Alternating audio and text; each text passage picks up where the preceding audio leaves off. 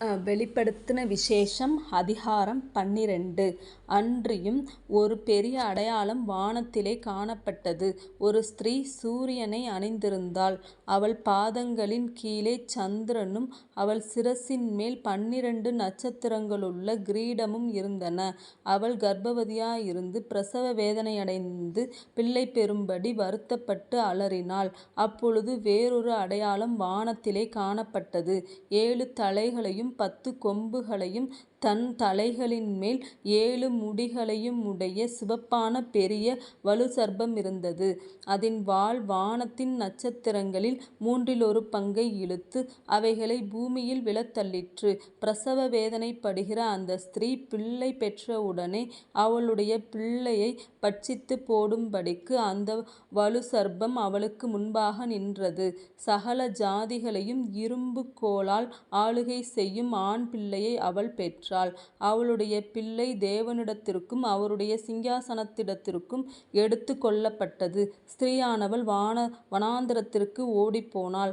அங்கே 1264 அவளை போஷிப்பதற்காக தேவனால் ஆயத்தமாக்கப்பட்ட இடம் அவளுக்கு உண்டாயிருந்தது.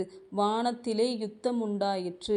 மிகாவேலும் அவனைச் சேர்ந்த தூதர்களும் வலுசர்ப்பத்தோடே யுத்தம் பண்ணினார்கள். வலுசர்ப்பமும் அதைச் சேர்ந்த தூதரும் யுத்தம் பண்ணியும் ஜெயங்கொள்ளவில்லை. வானத்தில் அவர்கள் இருந்த இடமும் காணப்படாமற் போயிற்று.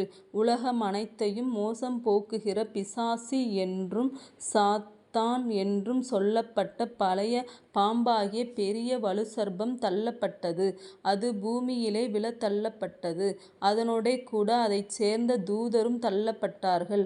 அப்பொழுது வானத்திலே ஒரு பெரிய சத்தம் உண்டாகி, இப்பொழுது இரட்சிப்பும் வல்லமையும் நமது தேவனுடைய ராஜ்யமும் அவருடைய கிறிஸ்துவின் அதிகாரமும் உண்டாயிருக்கிறது.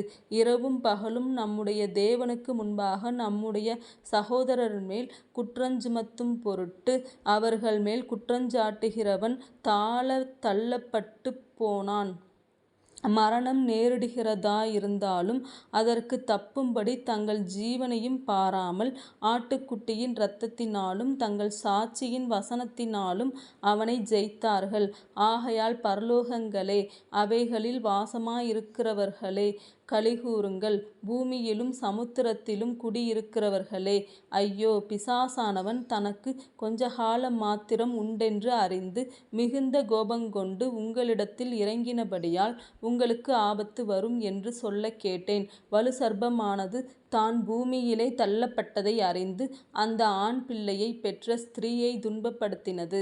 ஸ்திரீயானவள் அந்த பாம்பின் முகத்திற்கு விலகி ஒரு காலமும் காலங்களும் அரைக்காலமுமாக போஷிக்கப்படத்தக்கதாய் வனாந்தரத்திலுள்ள தன் இடத்திற்கு பறந்து போகும்படி பெருங்கழுகின் 2 சிறகுகள் அவளுக்கு கொடுக்கப்பட்டது. அப்பொழுது அந்த ஸ்திரீயை வெள்ளம் கொண்டு போகும்படிக்கு பாம்பானது தன் வாயிலிருந்து ஒரு நதி போன்ற வெள்ளத்தை அவளுக்கு பின்னாக ஊற்றிவிட்டது. பூமியானது ஸ்திரீக்கு உதவியாக தன் வாயைத் திறந்து வலுசர்ப்பம் தன் வாயிலிருந்து ஊற்றின வெள்ளத்தை விழுங்கினது.